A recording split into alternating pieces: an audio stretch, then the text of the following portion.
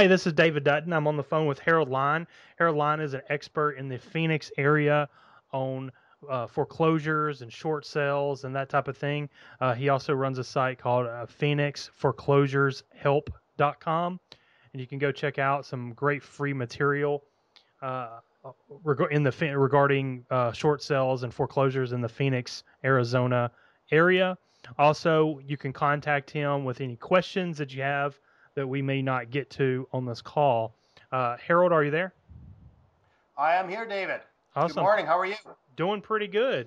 I'm looking forward to this call. I hear that you have the topic of tips and traps of rent to own situations. Uh, So, Absolutely. There's been a lot of buzz about that lately, and so I thought it might be good to, go through some of the structures and, let people know what is out there and things to watch out for. And if I sound a little hoarse this morning, I'm just getting over a wonderful spring cold, so please excuse me if my voice is a little gravelly. absolutely. Well, you sound great coming in loud and clear. So, I'm going to just let you run with it and tell us about the traps and tips. Absolutely. Usually, what you're going to see is rent to own or lease purchase option. Obviously, a lot of people are losing their homes to foreclosures, and the damage to their credit ratings. They can't get normal types of mortgages. So this may be a viable option for home ownership and credit repair. But I mean, as with all things, do your due diligence and find out who you're doing business with before you sign that contract. Make sure this is right for you and that you're really getting value for their money for your money. Now, this is the usual scenario for a rent-to-own transaction or a lease option, whatever you like to call it. Prospective tenant will be driving around in an area or looking online. They see a posting that a house is available for rent. The landlord will consider selling it. Typically, what that ad looks like is rent to own and an address. Landlord will usually request a deposit, and then they agree on a rent, and a surplus amount will go towards the eventual purchase of the house. Landlord will also usually put an eventual price for the house with a clause that the house will sell for the greater of the appraised value or the agreed to price. Once that's all done, the terms are agreed to, the lease and option agreement are signed, and the tenant moves in. Now you're at the whim of a lot of external forces. You've got property values, you've got economy to think about. Obviously, lenders may or may not change their lending methods, and of course, the landlord. So let's look at some scenarios that can happen with a rent to own. Property prices go up. Hallelujah, it's a good day. But what about if property prices go down? Banks like to rent to the rent to own client and they're willing to lend, or maybe they're not willing to lend. Also, what about the landlord? Does he have integrity? Does he not have integrity? Let's go through that a little bit here. And let's say the property prices stay stable or go up a little bit. The bank is willing to lend to the renter, and the renter and the landlord are able to complete the transaction. Everybody's happy.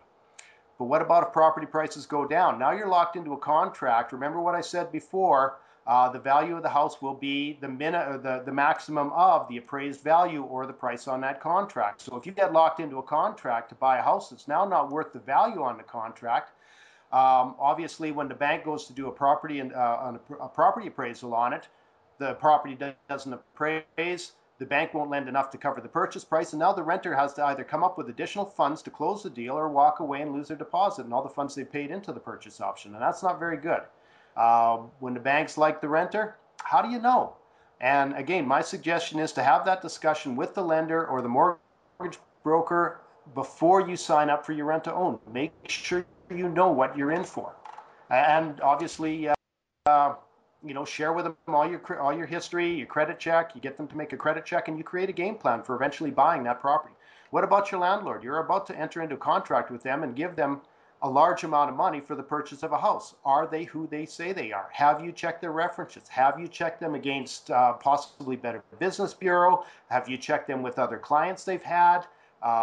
Do they have any outstanding lawsuits for rent to owns that haven't gone well? And here's a couple of things that can happen there. Somewhere along the way, this house probably has a mortgage.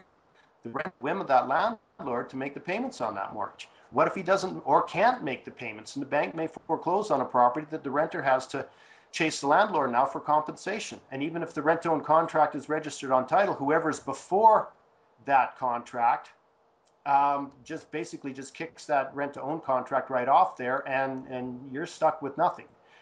First lender can easily have that removed, or anybody prior to registration can easily have that removed. So here's something to look at here. Are you signing a contract with an individual or a corporation? Obviously, an individual is easier to find. The corporation can dissolve, and you may not ever find the principals. But you want to make sure that that you know who you're dealing with here, and that your money is safe, and you're dealing with quality people. If that landlord is unscrupulous, they may just wait for any kind of reason at all, late rent check, something else going on. Maybe you've had um, a vehicle parked in front that city bylaws gotten after you about, and they can declare that contract null and void. And again, now it's up to you to chase after them to get your money back. And chances are not good that it's gonna happen. What about the rent they're charging you? Is it competitive with similar properties in the neighborhood? Check the rent in the area and also the eventual purchase price. Are you being charged a fair price for your rent? Are you being charged a fair price for that property when you eventually get to close that contract and purchase the property? I mean, I don't want to badmouth real estate investors that are doing rent-to-own projects. For the most part, I found that they are quality people and they do want to really help. I'm just saying that if you're considering this option, do your due diligence and make sure you know what you're getting yourself into. There's always going to be houses to buy. Does this house serve your purpose? Is it close to your work? Is it close to schools? If the only reason you're looking at this rent to own is to do some credit repair, maybe you're better served to see some qualified credit repair consultants and do something else that will get you the same result. And then down the road, you'll be able to, get your mortgage properly and buy the house outright, and you don't have to deal with rent to owns. So there's a couple of ideas. The main one: do your due diligence, know who you're dealing with, know what you're up against, ask questions. Wow. There's those are my thoughts on that topic. That's some great tips and traps for the people that want to read this instead of listen to it. Although Harold did a great job, I couldn't tell that you've been recovering from a cold or anything. But for anybody that kind of wants to kind of follow up, if you go to the blog, you can actually get the transcript of this audio or video and check it out. And again, if you got any questions, I encourage you to fill out the contact form, contact Harold, or also leave your comments on the blog. Harold, thanks so much for joining us again on the call. I really appreciate it.